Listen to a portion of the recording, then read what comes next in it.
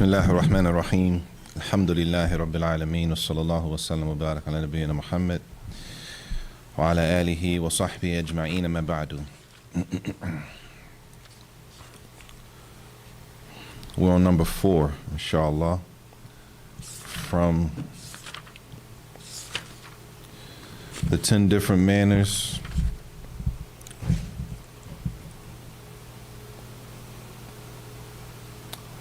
the 10 different manners that Sheikh Salih Hussein Hafidhahullah collected in this short book.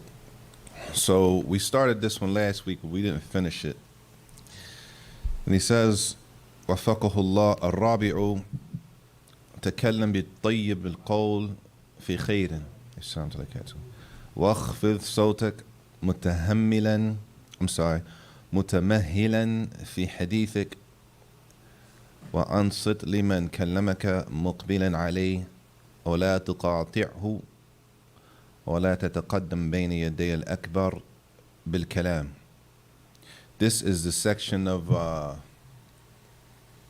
it says adab al-kalam, manners when it comes to speaking. When it comes to speaking, holding a conversation. How to behave as a Muslim when it comes to holding a conversation. Does anybody know anything connected to this section? Because as you can see, Islam has covered everything. Does anybody know anything as far as the manners of a Muslim when you're speaking to somebody or holding a conversation? Is anything famous?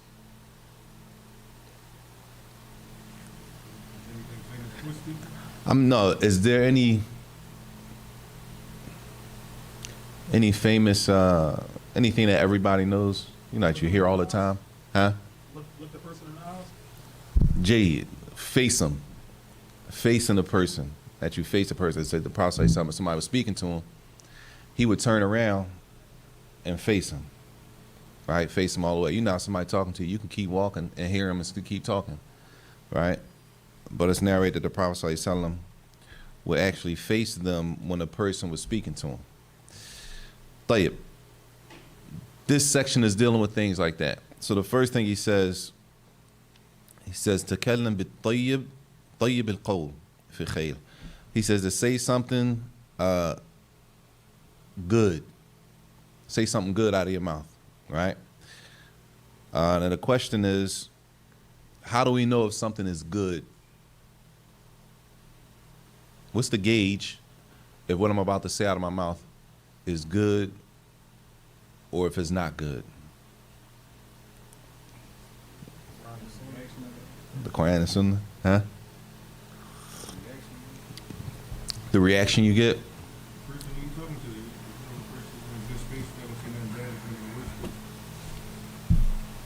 Forget the person.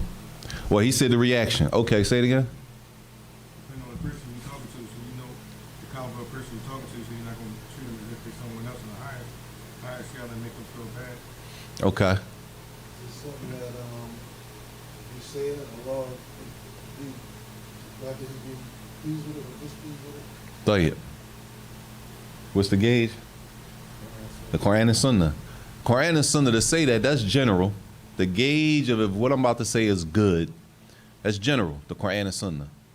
What does that mean, though? Now we're talking about what you're saying. If what I'm about to say is pleasing to Allah, or is it displeasing to Allah? Is what I'm about to say going against something that we were taught in the Sunnah of the Prophet ﷺ, or is it in line with what we were taught by the Prophet ﷺ? Right? Everybody with me? And if we look at it from that aspect, that means that whatever we say, we know is good from what's been legislated, from the Sharia, the Quran and the Sunnah, right? Like what? What are we encouraged to do in the Quran and the Sunnah of the Prophet ﷺ, as far as when we open our mouths? Huh? To give the salams. What else? Dhikr. Jade. Huh? The Quran commands us to do some things when it comes to speaking.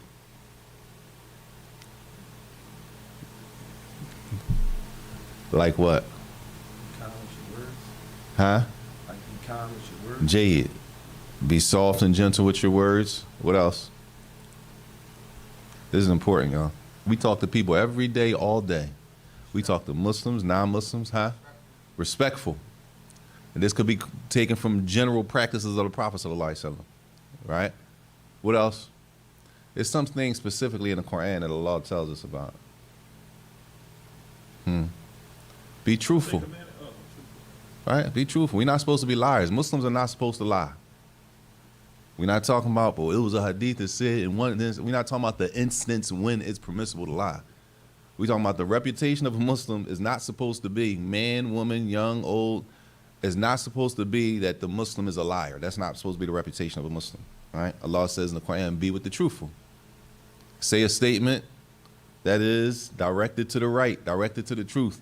Right? So we've been given instruction already in the Quran and the Sunnah of the Prophet ﷺ, how we're supposed to speak, what's supposed to come out of our mouths.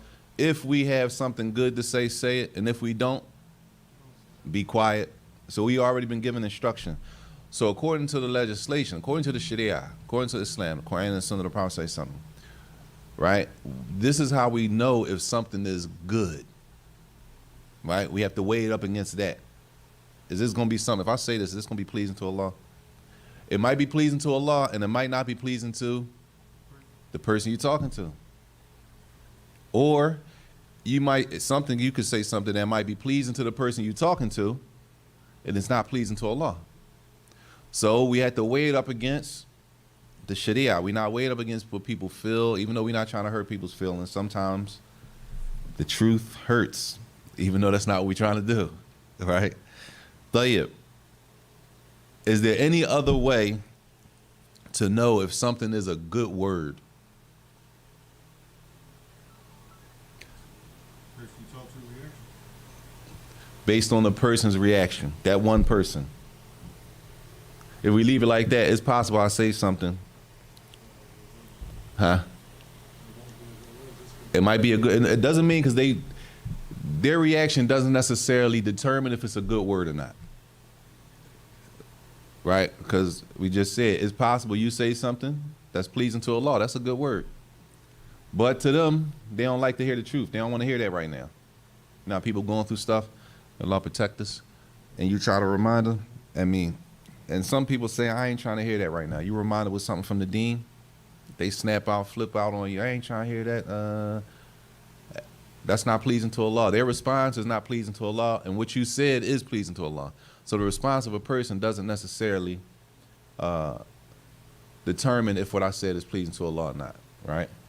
But we know for sure if Allah told us to do it, if Allah told us to be like this, Allah told us to be truthful, then we know that's something that's pleasing to Him, right? The only other way that He mentions here is some things, and it's some things that we say that might not specifically be mentioned in the Quran and Sunnah, right? It's just the way a certain group of people speak, the custom of a people, right? Which not necessarily, it might not be specifically mentioned in the hadith or specifically mentioned in the ayah, but to all of us, this is considered to be something nice to say to somebody, right? Everybody with me? That's called the urf, and the urf of the people, and the custom of the people. We have things amongst us and our custom, right? And our culture that everybody understands that to be a nice thing to say. Everybody clear? Even though what we're saying may not be specifically found in a verse in the Quran or in the Sunnah of the Prophet ﷺ, that wording that we say might not be found there. But the question is, does the wording go against anything in the Quran and Sunnah? If it doesn't, we good. If it does, we got a problem. So an example would be like, if I see an older man, I'm like, "Dad, how you doing over here?" Like that's like my custom, like showing like the older guy like a little more respect. So that's kind of like my custom. Right. We might use words to show respect to older people. Right. Tayyib, Jay, what else? What's another thing we might speak about, we might use that's considered to us something good to say to somebody? Something nice. Don't say thank you. I think we all know thank you, y'all. Don't. Shukran, afwan. Thank you. You're welcome. Huh? Nice, good. Compliments, right? A compliment It's not necessarily something, even there's a story about a person who gave a compliment, right, the Sahaba, about saying, mashallah, specific things that we may say to each other, you look good. You might not find an ayat that says to say you look good to somebody, or a hadith that says when you say you look good. It might not come like that, but that might be something that everybody that where we come from, that's something nice to say. Or you see somebody with a new haircut, you see somebody with a new something, and you just compliment them on that thing, right? All of those things are considered to be good words. He says the khair, something that's good. He says ma rughiba fihi shar'an aw urfan. Whatever is recognized to be good in the Sharia and the legislation of Islam, Quran and Sunnah of the Prophet ﷺ, or whatever is considered to be good urfan to people in that culture of people, that custom of people. As long as the custom, y'all, the custom and the culture of a people is not necessarily bad, and the culture and custom of a people is not necessarily good, right? And there's a principle in Islam that the culture or the custom of a people is considered, the urf. The urf is considered. You got to consider the custom of the people, and sometimes when there's nothing specifically mentioned in the Quran and the Sunnah to tell us how to do something. For example, when it comes to marriage, Allah says, وَعَاشِرُهُنَّ بِالْمَعْرُوفِ, and live with them, live with your wives in goodness. طيب, live with your wives in goodness. What's goodness? Allah didn't explain what goodness was in the verse. It's not explained in the Quran what goodness is specifically. It's general. So now that could vary from culture to culture. So what we consider to be good may not be the same thing in a different culture like that. Point being, when it comes to culture, some things will be considered and some things are not. The things that we don't take and practice from our culture or from our custom are the things that go against the Quran and the Sunnah of the Prophet ﷺ. That's when we know that basically we've crossed the line. Everybody with me? That's called urf fasid. Urf fasid. I mean, that's a bad cultural practice. Bad meaning it goes against the revelation. It goes against the Quran and Sunnah. Okay, not everything that we grew up on has to be thrown out of the window. All right, not everything that we grew up on was bad. Everybody with me? But the things that went against, that go against what's in the Quran or go against what's in the Sunnah of the Prophet ﷺ, we consider those things bad to follow. We're not following that anymore. طيب. So he says here, the Prophet ﷺ, or he's saying here, in these hadith, or again, the way he worded the book is all based on hadith, even though he didn't mention a hadith in every chapter, right? But there's a famous hadith that, and he's going to mention it here. He says, so a person, when it comes to us saying stuff, speaking, we have two options. We have two options when it comes to speaking, right? He says, وَالْعَبْدُ مَأْمُورٌ فِي مَنْطِقِهِ بِأَمْرَيْنِ. We're between two things when it comes to speaking, based on the famous hadith of the Prophet ﷺ. What's the famous hadith? Huh? About speaking. You ain't got nothing good to say? Then what? Speak, and if you got something good to say, If you don't have nothing good to say, then what? be quiet. Be quiet. So we between two things, as he says, between two things, based on the hadith of the Prophet ﷺ. من كان يؤمن بالله واليوم الآخر فليقل خيرا أو ليصمت. The Prophet ﷺ said, whoever believes in Allah on the last day, then you got two options. Say something good or keep silent. Don't say anything. Everybody clear? طيب. If those are the two options, right? And this is the first issue from the statement. If those are the two options, that means that a person is supposed to think before we speak. This way, we make sure that whatever we get ready to say is in line with, is pleasing to Allah Tabaraka Ta'ala. A lot of us use the excuse, I was upset, so I said that, as if that's an excuse to put our Islam to the side and do what we want to do for that moment. And that's not an excuse. Because you were mad does not give us any of us. Because we get upset, all we have to do is look at the example of the Prophet ﷺ. When in the history of his life right? That we find that when he was upset, he came out of his Islamic character. We don't find it. We don't find it. And if he's our example, then that's what we're supposed to be doing. We're supposed to be following suit. So the fact that we're upset, it doesn't give us the green light to put our Islam to the side and go back to what we know and really have to show people, and we don't have a green light to do that in Islam. Tayyib. He says the second issue, al-mas'alatu thaniya. He says, wakhfidh sawtik, to lower your voice when you speak. Now this is a question.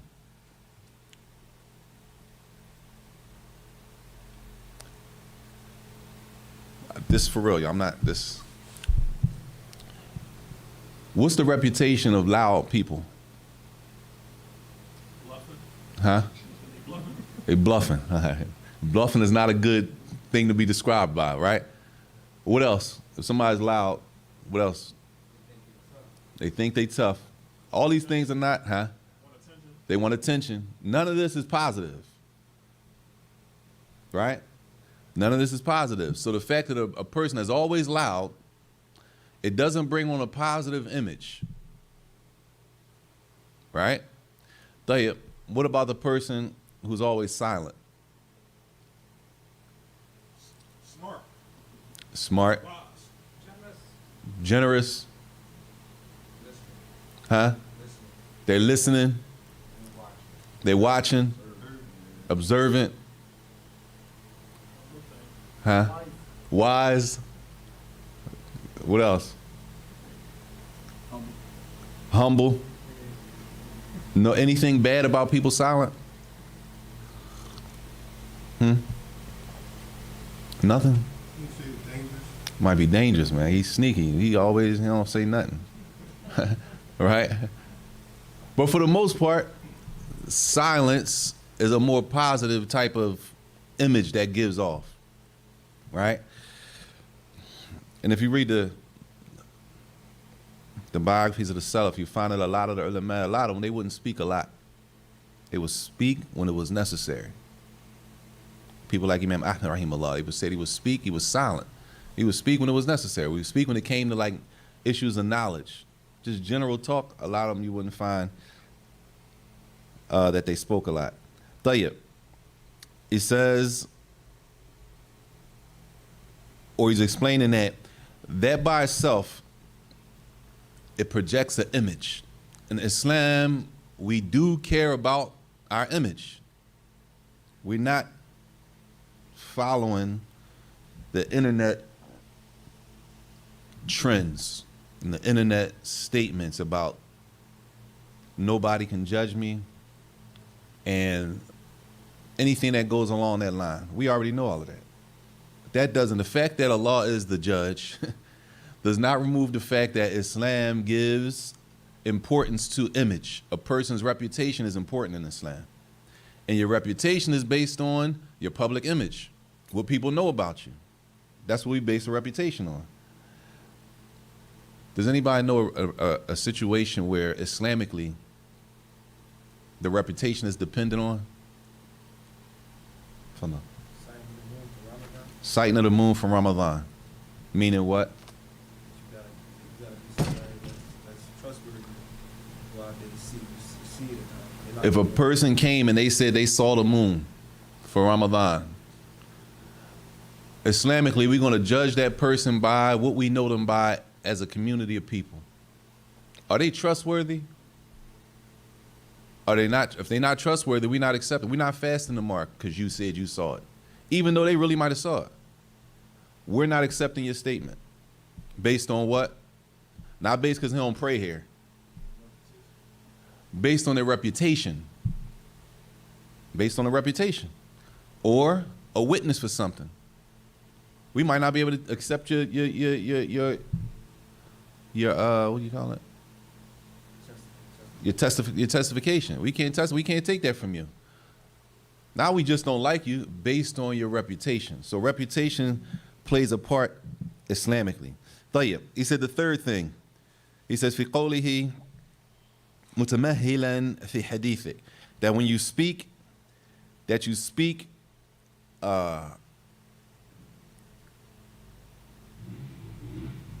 mutamahilan, not slow like too slow, y'all, but in the middle, medium.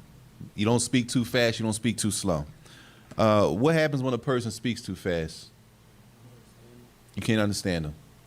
What else? The words don't come out right, so you end up saying something you didn't mean to say. And we live in a soundbite era. Somebody, you say the wrong thing, even if you come back and fix it right after, they only gonna clip the first part and say, look at this bull. You see what I'm saying? This is what I was telling you about him. Even though he fixed it right after that. Somebody clipped that part where you made a mistake, where you slipped a slip of the tongue, right? So the point being is that when you speak fast, or let's just say, what's the reputation of a person who's always speaking fast? They sneak, they trying to get over, they slick, right? Now we basing this on just general dealings with people. It's not something that is, we're not saying, because some people speak fast, y'all. We're not trying, you know what I'm saying? It's just something to be conscious of.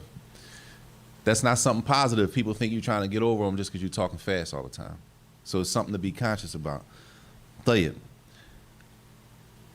He says, so it's recommended when a person speaks that they speak, as he says here, فَيُخْرِجُ كَلَامَهُ شَيْئًا فَشَيْئًا, that he speaks step by step. What's the benefit of you, the speaker,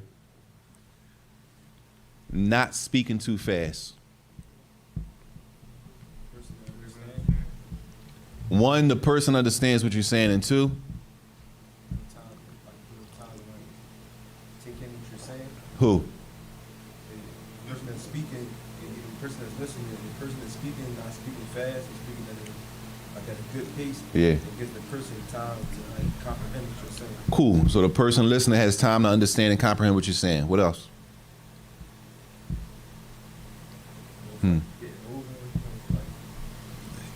I'm a listener. You speaking at a nice pace. I get everything you're saying is crystal clear. I don't have to keep repeating myself. Tell you, what else is a benefit? You get your point across. Tell you, let me ask you this. What benefit does the speaker get? What you saying to the person, they understand what you're saying? No, that's the benefit of the listener. They understand what you're saying.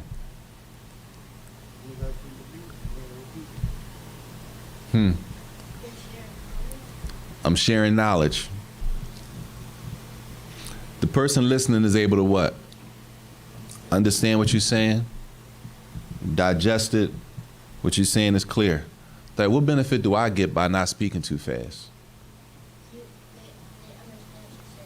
That's their benefit.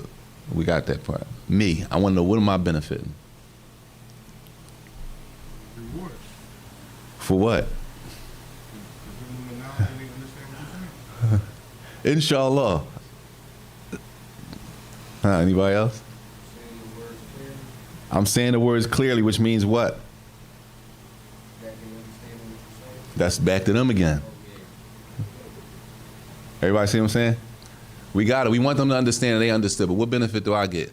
Me, the speaker, I get to think about what I'm saying as I'm saying it. If you're rushing just to say something. You end up saying something you didn't mean to say. I'm only going to say this because this is like a severe point, brothers and sisters. Brothers first. It's a severe point when you rush to divorce a woman and you pronounce divorce on her. You can't pull that back. Then you turn around and say, I was mad. That's not going to take it back. That's not a take back. I was mad. Right? Or a sister, she's rushing, they in an argument, well, just give me a khula. And then he gives it to her. Khalas is done. You can't come to me. I can't take it back. You can come to go any man shit. They go, oh, what? Everybody get it? In the heat of the moment, especially when things get heated, I'm just going to the, right? You got to be careful what you say because there's sometimes, and even if it's not marriage and divorce, we know how it is, it's some situations you're in. Once you say it, even if you say sorry, there's no you can't take that back. The relationship with that person is never the same from that point on, right? So the person not speaking too fast, they protect themselves And at the same time, they give themselves a chance to listen to what they're saying themselves. I might, I was ready to say, I'm going to say that. That might come out wrong. If I say that, if I would have said that, you might have think I meant something else. Quick question. So, like that ever happened to something? That ever happened like somebody say, your wife got into a heated argument, I left out, I texted, and you might just go ahead and give me divorce. And you say, well, it might be done. They say, well, I ain't say it per se, I just said it through a text. Is it a difference? Because some people might get that way. That happens all the time, man. That marriage and divorce is real delicate. It's delicate. Divorcing a woman is very, very, very, very delicate. Super delicate. A lot of times people don't know how delicate it is and how sensitive the words are. And then they divorce their wife. And then usually, within 3 or 4 days, once they calm down, they're like, yo, they trying to take it back. But it doesn't work like that with divorce and khula. I'm just giving y'all the majority, a lot of times, like most of the time, within 3 or 4 days, less than a week, it's regret. The problem is when that's the last divorce, they don't have no more, you know what I'm saying? When it's the last divorce, that's when it's a big problem. Or when it's a khula, because a khula is not like a divorce. They different, they operate different, the results are a little different. Khula takes effect more quicker than a divorce. So sometimes a woman will say, they arguing, she say, well, just give me a khula. She don't expect him to say anything. Right? She don't expect, she might not. Point being, it happens so fast. Once it happens, those situations, you can't just run them back and say, no, never mind, that didn't count. You can't do that with those. So those situations are dangerous, and that happens a lot. They leave out, they were arguing, well, you might as well just you might as well just let me go. You might as well divorce me. Right? He might respond right away. And then once they settle down, a couple days go by, they come back and say, no, she asked for a divorce. I wasn't really trying to divorce. What'd you say? I divorced her. Then they want to fix it. You just got to be careful. I'm sorry, Father. Even if it's done by WhatsApp, you just call and you say like that. Even if it's written, that's a whole chapter, divorce. By WhatsApp. Yeah, WhatsApp is the same thing. WhatsApp is audio back and forth. You could write it. All of that stuff. It's gonna, you know what I'm saying? It's not like, oh, I wrote it down so it didn't count. It's not. We gotta be real careful when it comes to divorce and khula, or like the sister say, khula is when a woman, she asked to be released from the marriage. That's when it comes from the woman's side, and the divorce is when the man divorces her. Both of them are very sensitive. It's difficult to go back on them once you do it. You can't just go to a masjid and the imam is going to be able to, no, y'all still good. He has to listen to it. What did you say? What did she say? When you said, especially this, brothers, and I'm going to move on because this ain't a marriage divorce class, but especially when you use the word divorce directly like that. It's very few instances that's going to be able to be pulled back. And the anger that brothers are talking about is the anger that we call when you black out. You don't remember saying anything. That's the anger that the ulama speak about if something, but that's not just with divorce. That you could have did something else when you blacked out and you didn't remember. You know what I'm saying? So that's the level of anger that's spoken about in those instances. Not I was mad. Well, what happened? And then you relate a whole story back what happened. That's not the anger that the ulama excuse for divorce.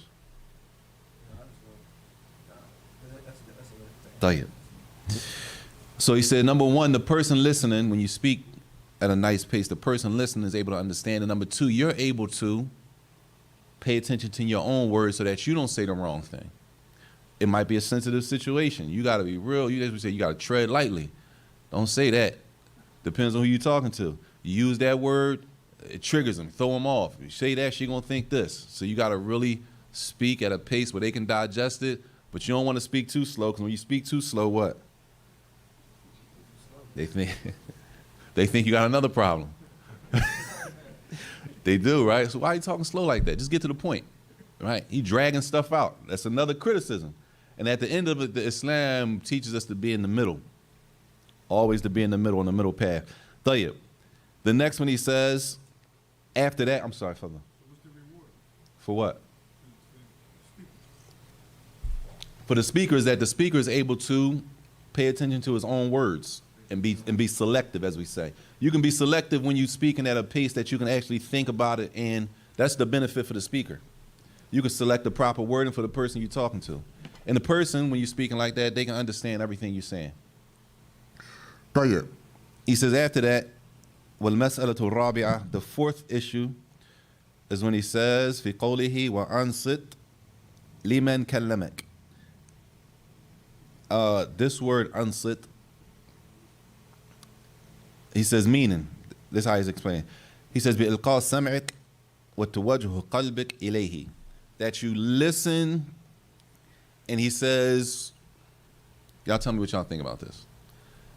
He says you direct your heart to the person that's speaking to you. You listen, and you direct your heart to the person that's speaking to you. What does that mean? You give him your full attention. Now he's going to specify. Somebody look up this ayat real quick. Surah Al-A'raf, verse 204. Surah Al-A'raf, verse 204. He says al-insat, right? In Surah Al-A'raf, verse 204, Allah says, وَإِذَا قُرِئَ الْقُرْآنِ فَاسْتَمِعُوا لَهُ وَأَنصِتُوا.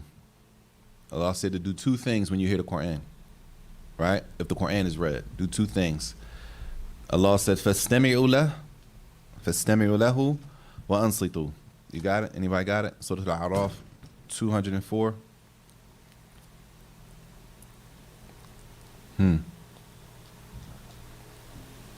If the Quran is read, do what? Listen. pay attention. So you may have received mercy. That's A'raf. It says listen to it and pay attention. طيب. You got the same thing? Anybody else got anything different on the translation? We looking at listen and pay attention. Huh? It says listen and pay attention. You got the same thing he got? طيب. Nothing different? No other different translation? طيب. وأنصتوا. طيب. So if the Quran is read, Allah said, فَاسْتَمِعُوا لَهُ, listen, وَأَنصِتُوا, and pay attention. طيب. He says here, al-istima', we know what listen means, right? It's translated and it says pay attention, right?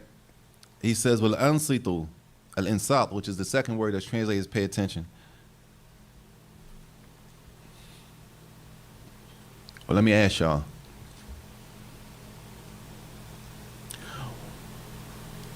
A person's listening and pay attention. If a person's listening, when are they not paying attention? When do you consider them that they're not paying attention to you?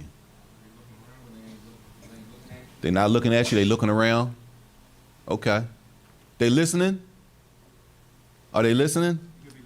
They could be listening, but they're not paying attention. Jade, what else? They respond fast? They walk, huh? They walk away, they put their head down. Respond fast? They respond too fast. They on their phone while you talking to them? That's the whole dunya. You can't even talk to people regular now without them looking at their phone. They'll just look at their phone and have a whole 20-minute conversation, never make eye contact with you, right? So not paying attention. If we want to say answer, he says here, to listen is ilqa' as-sam' lil-mutakallim, to just listen. But al-insat, which is translated as pay attention, means that you're listening, which is a higher level. What's this? Oh, let me see. When the Quran is recited, listen to it. Jade. This is the one I was looking for. It says, so when the Quran is recited, it says, listen to it and be silent, right? So that you may receive mercy. Jade. What do you understand from be silent to mean? Don't respond yet, meaning what? Don't talk while the person is talking. Listen. This is insult. right? He says here, this point here is to listen and not speak while the person is speaking. You know how we do. We having a conversation, right? I'm trying to tell you something. And I'm saying, you're not even paying attention. You say, I am paying attention. I'm listening. Yeah, but you're listening, but you're talking. So to me, if I'm talking to you and you're talking, we consider that either over talking or you're not really paying attention to me. You're not listening to me. How you listen to me? You talking to somebody else? No, I heard you. Then we got to test you. What'd I say? Either way, the adab is that when a person is speaking, that you listen, not just listen. You listen and you give them your undivided attention, meaning I'm not going to talk while you're talking. And he's going to bring another point that's going to follow up on that. Everybody clear? So the verse says, in one translation it says, and pay attention. In another translation it says, listen and be silent.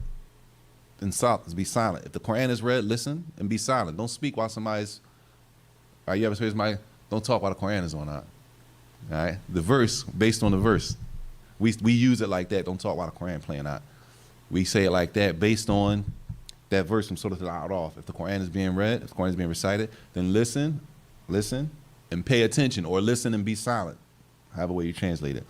Tayyib. According to this, insult is listen and don't speak while you're listening. Tayyib. So if that's the case, which one is a higher level?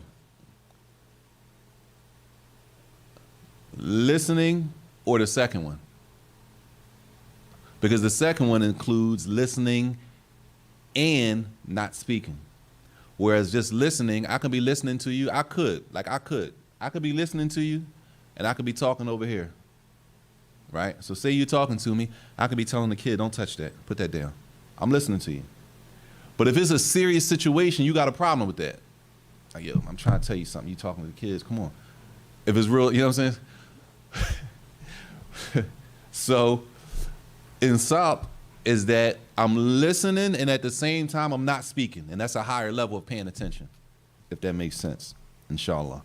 طيب. He said the fifth issue, المسألة الخامسة في قوله مقبلا عليه, where he says, we spoke about this already, that when the person is speaking, that you turn and you face the person. We say you give them eye contact. Nobody likes for you to somebody to turn their back on them when you're talking to them, if the situation calls for that, right? What do we say? When I say this, y'all, I'm not saying what we say is right or wrong, all right? I'm not saying what we say is right or wrong. Like the person who's loud, all the stuff that we said, I'm not saying that it's right about the person. I'm just saying, what do we generally, what do people say? What do you say about a person generally when a person turns their back while you're speaking to them? Ignorant. They're not trying to hear what you're saying. Disrespectful. That's not manly. Right?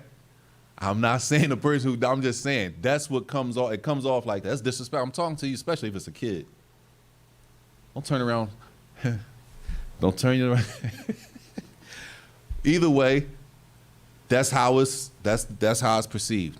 We're not getting to if that's right or wrong. Point blank, Islamically, based on the practice of the Prophet ﷺ, right, it's better to turn and face the person when they're talking to you. And we're going to say, based on how we understand things, that's more manly. Look a person in the eyes when they're talking to you. Don't keep looking down. Don't turn your back. Face a person that had a conversation, right? That's more respectable to us. We're saying that now, based on our environment that we live in, right? But the Prophet ﷺ taught us this 1,000 years ago. This is not something new. We didn't just make this up. This is something that we already been taught in the Sunnah of the Prophet ﷺ 1,000 years ago. Tayyib.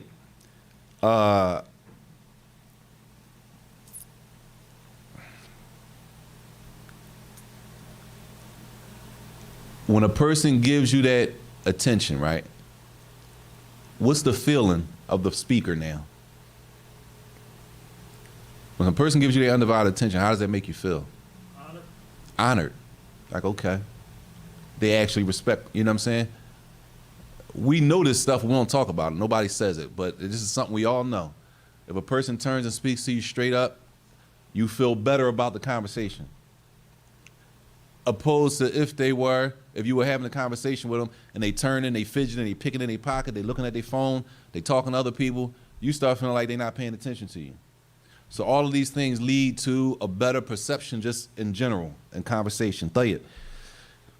He says after that, the most complete form of giving a person's undivided attention is that you're not just looking at them, you're not just facing them, but you're also doing what? You're listening and you're paying attention, meaning you're not talking. You actually gave them your whole undivided attention. That's what we say. Usually we only use that word when there's something real serious to us. I got rap to I need like, no, we got to go here. We got to talk. We need silence. I need your undivided attention. I can't handle nobody, right? In that case, I need you to listen to me. I need feedback, all that kind of stuff. He said that's the most complete form of giving somebody, as we said, this in our terms, we say your undivided attention. طيب, he says the sixth one, المسألة السادسة, where he says, في قوله لا تقاطعه. He says, ولا تقاطعه. And you don't cut a person off while they're speaking. You don't cut a person off while they're speaking. والمقاطعة. And I'm only reading this to show how the ulama want to be specific to make sure we all talking about the same thing.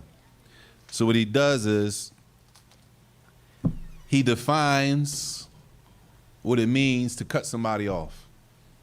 Do we all know what it is to cut somebody off? It's self-explanatory, right? Well, just so we clear, and the scholars do this a lot, it's possible that we're using the same word and we understand the word in two different ways. So when we're talking, we're not talking about the same thing.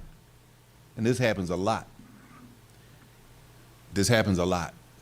We're using the same word, but the word, what it means to me, it doesn't mean the same thing to you. So the whole conversation we have, we actually talking about two different things. We just using the same word. Everybody clear? That's why at the beginning of, like, the book, the Salat, Kitab al-Salat, they define Salat. They give a definition of what is Salat so that we clear what Salat is. At the beginning of the book of Kitab al-Siyam, the book of fasting, they describe what is fasting so that all the stuff we talk about after this, we're talking about this type of fast. We're not talking about the fast that, you know what I'm saying, people might do. We're talking about this fast. There's different ways to fast. So that we're clear, this is the fast. So they'll define what is Siyam, what is Som. At the beginning of Nikah, the chapter of Nikah, they'll define what is marriage. Islamically, what does marriage mean? What does Nikah mean in the language of Arabic and then Islamically? They'll give all those definitions. So as we have in our conversation, we crystal clear about what we're talking about. Because a lot of times we be arguing about stuff, and for real, we're not even talking about the same thing. And at the end of the argument, we're not even cool no more. The relationship is like done. We've been praying together all these years. We've been doing, based on that conversation though, which in reality, we're not even really talking about the same thing. We end friendships and relationships and break the brotherhood up, and it's not clear. And if I said to you, for example, for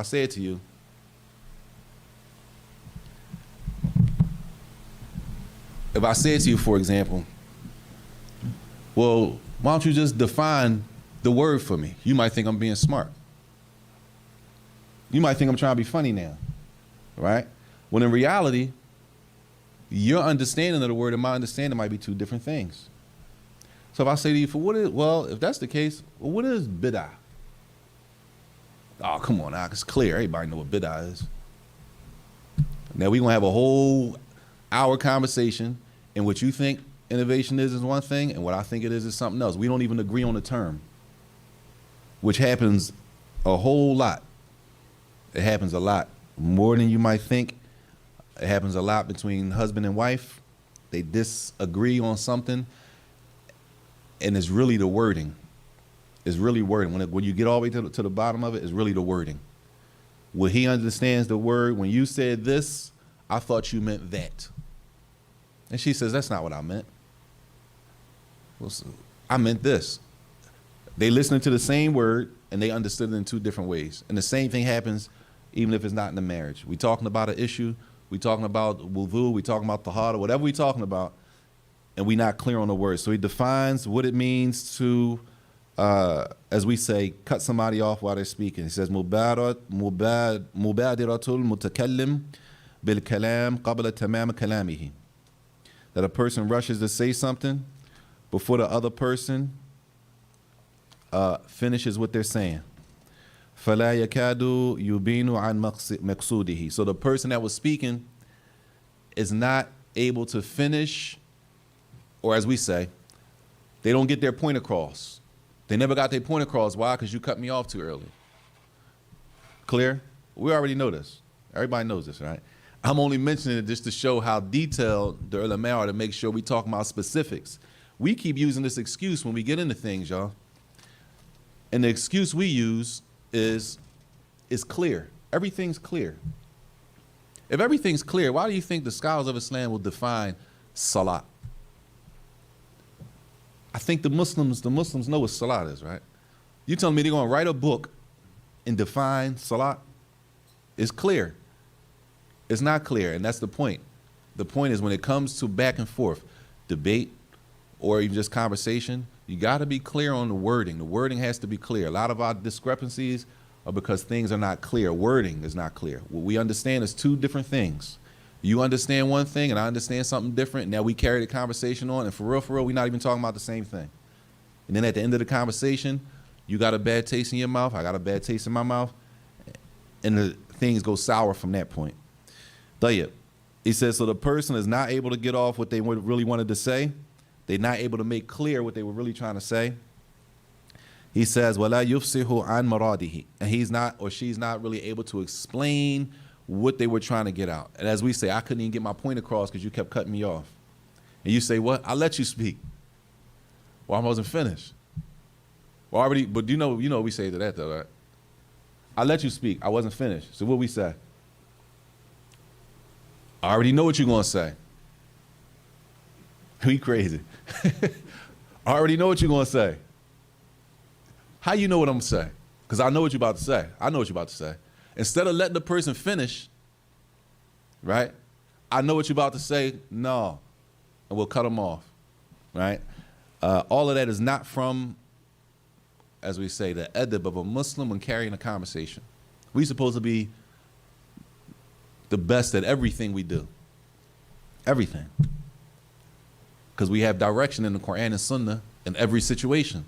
So if we're using the Quran and Sunnah in every situation, we're going to be doing the best thing possible in every situation. Every time. So he says when a person does that, they're not allowed to really get to the point that they're trying to get to, which of course that causes frustration. Now people shut down. I can't talk to him. I can't even talk to her. I can't have a conversation with you. And then it goes somewhere else. Based on us not knowing how to carry on a conversation, if I could say, in an Islamic manner. And I think, and y'all correct me if I'm wrong, if we practice these things, right, that we're talking about now, do you think a non-Muslim will have a problem with you in a conversation like this if you carried yourself like this? Most of the time? No. Most of the time, if a person does this, you won't consider that person a respectable, honorable person. The way I spoke to him, man, he seemed all right. Just the way they held the conversation. طيب, he says the last one, المسألة السابعة, the seventh situation, he says في قوله ولا تتقدم بين يدي الأكبر بالكلام,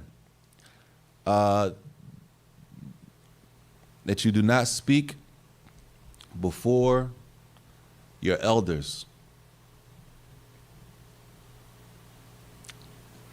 That's clear? I'm not trying to be funny.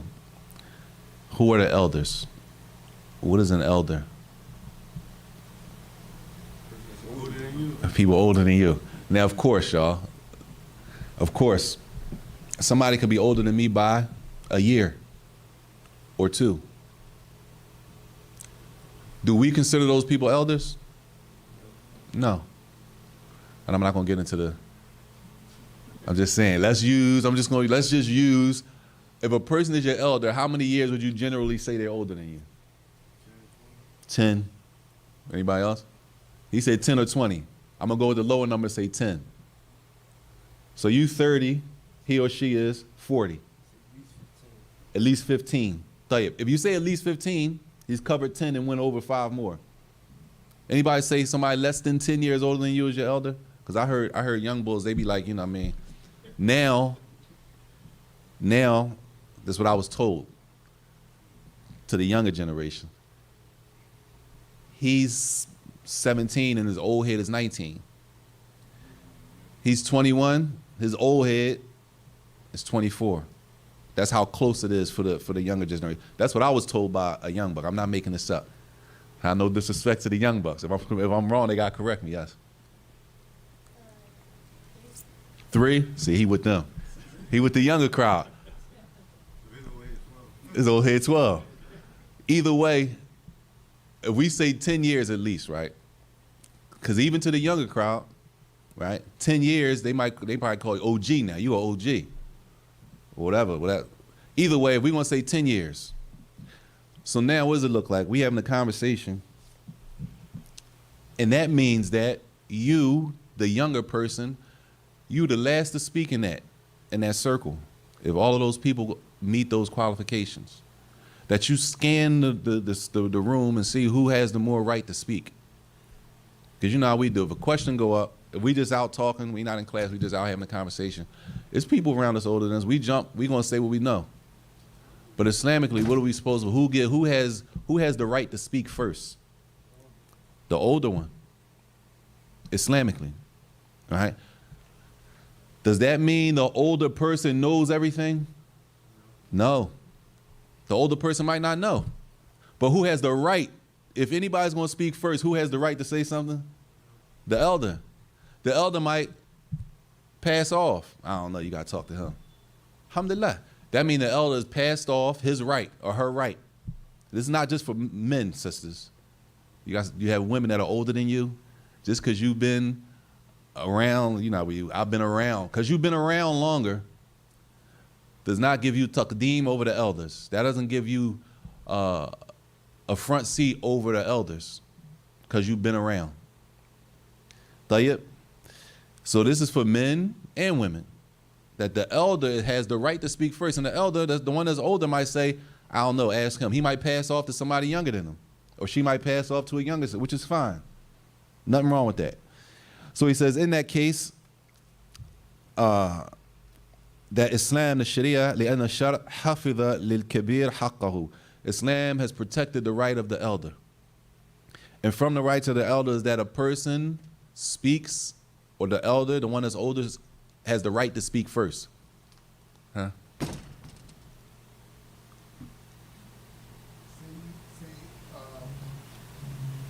woman is older than her husband. That same will apply. You shit. If a woman, I don't shake. I'm not opening. I'm gonna just repeat the question, but I'm not even getting into that. If a woman is, that's a whole nother jump. Tayyib. I ain't getting into that. So he says here, the right of the older person is to speak first, right? So he says, so I'm gonna just use the word elder. Elder can have more than one term, one meaning Islamically now. In Islam, they use the word al-akbar, which can be the greater or the older, all right? We say elder. Elder to us might be, people might think 60 and up. But we just saying you could be 20 and he or she is 30. You 20, he or she is 35. You 25, they 40. They got 15 years worth of experience over you, right? You 40, they 50, 55. You 50, they 60. So it could vary. Tell you, number one, we already know the age. So we say a person is older than you in age. The words don't make sense in English. In Arabic it's fine, but in English it's not gonna fit. I'm gonna show you. So we say the elder could be in age, which is clear to us. But he says the elder could also be in position.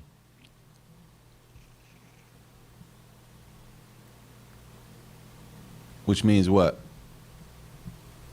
How is somebody older than you in status or position? They can be in charge like the imam of a masjid. Okay. That falls under what's called, they call it riasa, which is basically a person's the leader of something, right? It could be the leader of a whole country. Or it could be, when it comes, as he says, knowledge. A person is older than, we say older. You can't use older here. A person is greater than you in knowledge. All right? When it comes to knowledge, you're not older. How you older than somebody in knowledge? No, a person is greater than you in knowledge. They have more knowledge than you. So if a person has more knowledge than you, that means they have more right to speak before you do. Does a person who has more knowledge than you, we all know people that have more knowledge than us. The people that have more knowledge than us, does that mean they know everything? Not necessarily. Right? The person who has more knowledge than us is possible that they say, I don't know, and they refer a person to ask you, and you know you have less knowledge than them. Right? Or am I tripping? Because the person that they have more knowledge, it doesn't necessarily mean they know every single thing. It might be a specific case where that's your lane. That's not really his lane. That's not really her lane. She doesn't know that lane, or he doesn't know that lane. So yes, the general knowledge of that person might be greater, but in that lane, they're gonna refer them to you, which you know, you looking at like, why you sending them to me? Well, because I don't know that. And you looking at like, man, no. In that case, the person who is, as we say, is this stuff, we don't talk like this, I'm just using it for the sake of words. You're younger in knowledge, right? Meaning you have less knowledge. Yeah, they might refer them to you. Everybody clear? I hope that makes sense. He says, this is based on the statement of the Prophet sallallahu alaihi wasallam. When the Sahaba, they were coming back from a battle and somebody was killed in the battle, so they came back to Medina to tell the Prophet sallallahu alaihi wasallam what happened. Right? If I'm not mistaken, it was 3 of them. So when they came back to tell the Prophet sallallahu alaihi wasallam what happened, one of them started speaking and telling the story. Anybody know what the Prophet sallallahu alaihi wasallam said to him? He stopped him while he was speaking. He said, Kabbir, Kabbir. He stopped him from speaking and said, what? Lo, let the older one speak first. Let the older one speak first. Everybody clear? Therefore, he says, from speaking, the right of speaking is that the elder has the right to speak first. And even though the elder may know, and they may not know, the one that's older might know the situation, they might not know the situation. The one that's older might speak on the situation, and they might pass off the situation to somebody younger than them, and that's not a problem when it comes to giving your rights or relinquishing or giving up your right. That's the person who's older, that's their right. They can give it away to somebody else if they choose to. Clear? We can stop there, inshallah. That's the end of that section, unless there's any questions.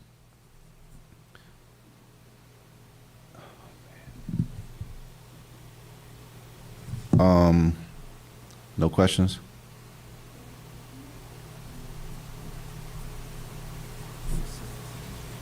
Sister? I ain't hear you. What'd you say? Somebody stole the mic, sis. Sorry. What'd you say now?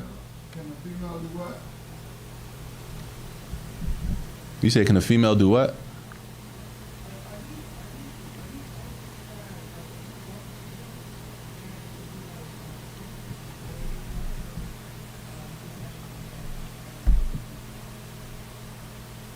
Basically, she's saying that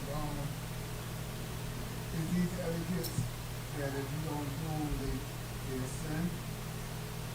Is that what you said, sister? Are these etiquettes, if you don't do them, are they a sin? Generally, the chapter of adab is in the recommended section. It's recommended to do them.